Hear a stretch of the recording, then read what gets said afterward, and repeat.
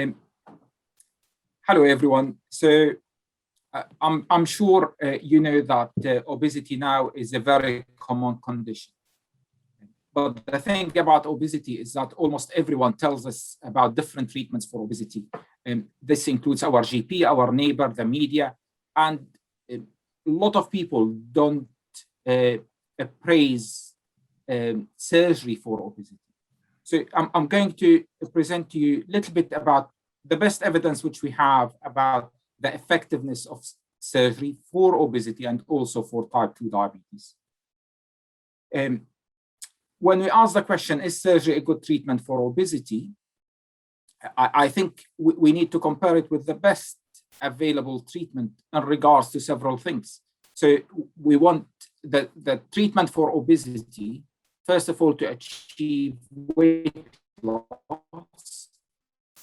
Second thing, to achieve a cure or improvement of control of want that treatment to prevent people from dying young, because we know that people who are affected by obesity die younger than they should have died. And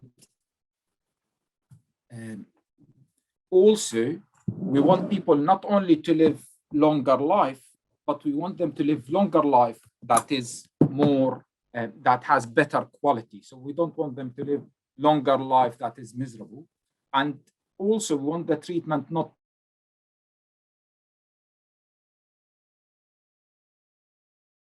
best non-surgical treatment.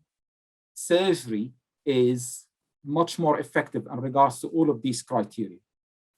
So for example, bariatric surgery results in substantial and sustainable weight loss.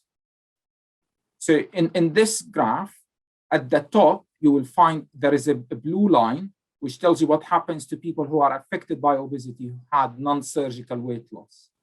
On average, they lose about 2 to 3% of their weight. They put the weight back on a year after the intervention which they had. Then their weight is higher for about 13 years after the intervention. It only starts to get lower 13 years later because people who are heavier start to die. And this is what makes the average weight less. While if you look at the other three lines underneath, especially look at the green line, which represents gastric bypass, which is one of the more common bariatric operations, you will see that people lose a lot of weight with bariatric surgery, almost about a third of their weight. And this weight loss is sustained both in the short term and in the long term. So 15 years after having surgery, average weight loss is about 28%. So more than a quarter less than the weight which patients had when they had bariatrics, before they had bariatric surgery.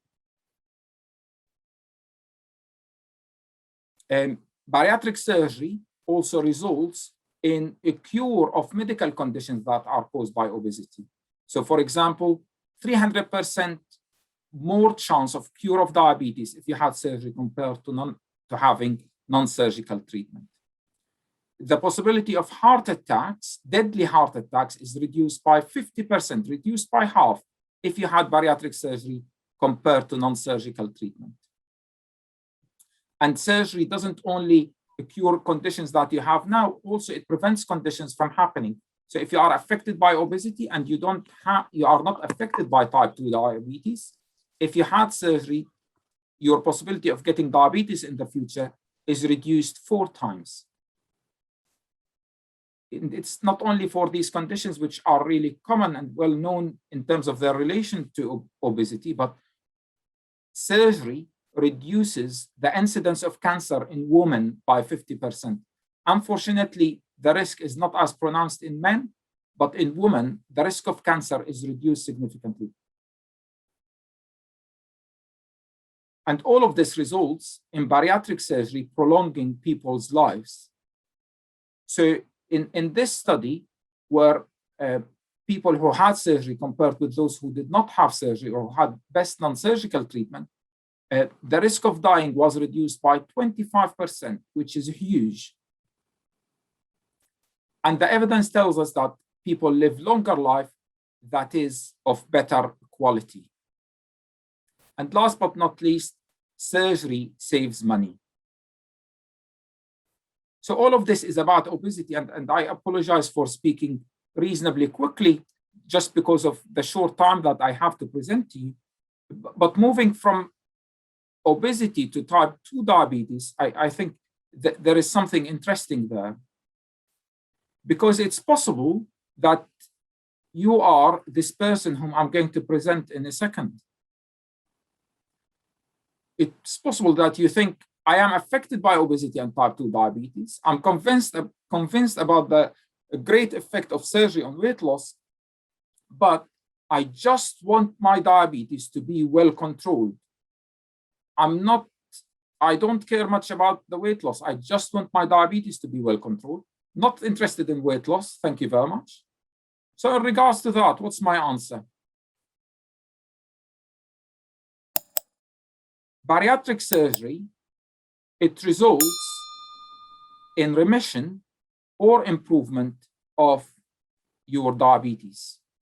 So this study is a study which looked at so many other studies.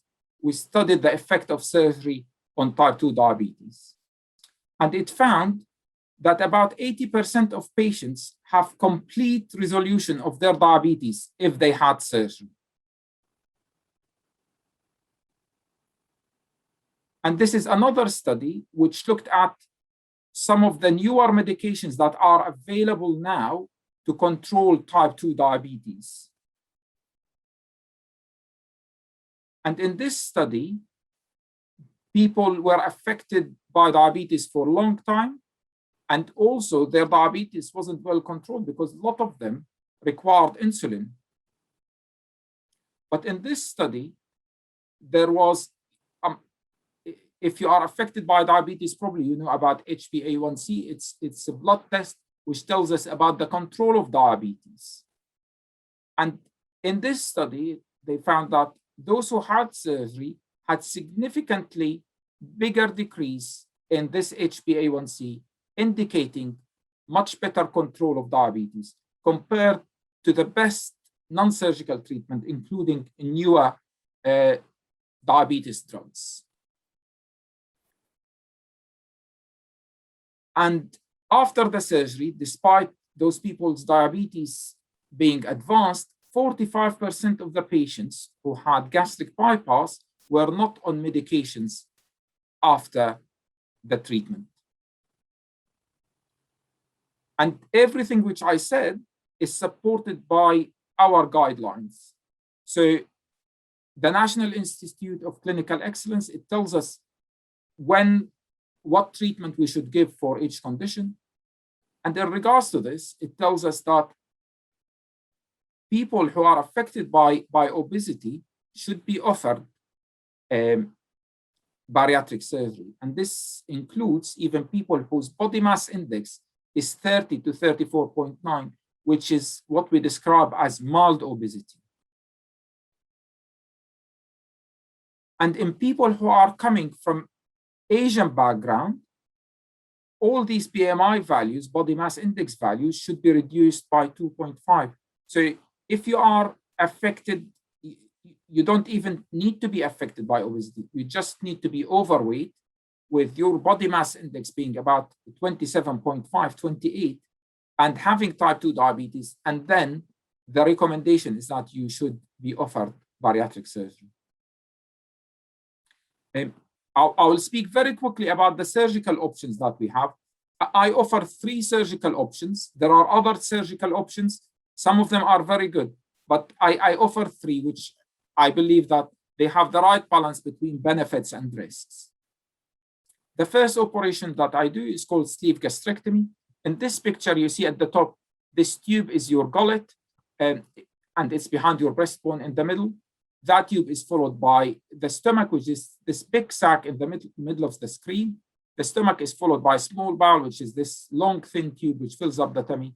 And small bowel is followed by large bowel, which is this thick tube in the periphery of the tummy. And and the large bowel ends up in the back passage. In sleeve gastrectomy, we remove about 3/4 of the stomach. This part of the stomach to the right of the screen, we take it out, we look at it under the microscope, and then we throw it in the bin. After this operation, you will have a stomach tube, which is about 1 inch in diameter, and it goes along the whole length of your stomach. The size of the stomach after this operation is about 100 milliliters, which is about half a cup. Sorry. This operation, the sleeve gastrectomy, it works by getting rid of the cells that produce the hunger hormone in the body. So normally we feel hungry because we have a hunger hormone circulating in our blood. This hunger hormone is produced by the part of the stomach which we remove. So after this surgery, what people say is that I don't eat because I don't feel hungry, rather than I don't eat because if I ate anymore, I'm going to be sick. The second operation that we do is called the gastric bypass. The gastric bypass, in the gastric bypass, we operate both on the stomach and on the small bowel. The first step of the operation is that we cut the stomach into 2 parts, a small part at the top and large part at the bottom. Then we go down to the small bowel and we find part of the small bowel which could reach the top part of the stomach. When we find that part of the bowel, we cut it into 2 parts. The part which is away from the stomach, which is to the right of the screen now, we connect it to the top part of the stomach.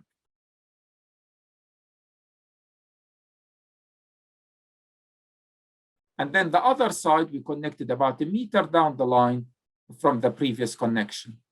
So the food that we eat now, which is represented in blue, it goes to your gullet, to a small stomach, to the small bowel. It will bypass part of the stomach and part of the small bowel, and it will meet the digestive juices, which are represented here in yellow, about 1 meter down the line from the first joint. The third procedure that we do is called the gastric balloon. While the previous 2 operations require general anesthetic and they are done as keyhole procedures with 5 or 6 cuts in the tummy, the gastric balloon doesn't require general anesthetic. It's done under sedation.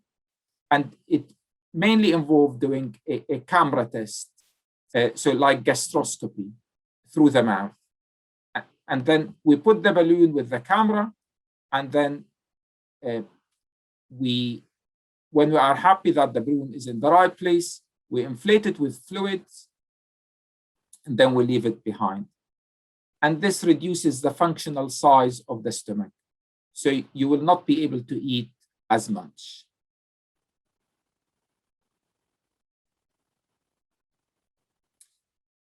And that's the end of my presentation. Thank you very much, everyone, for listening.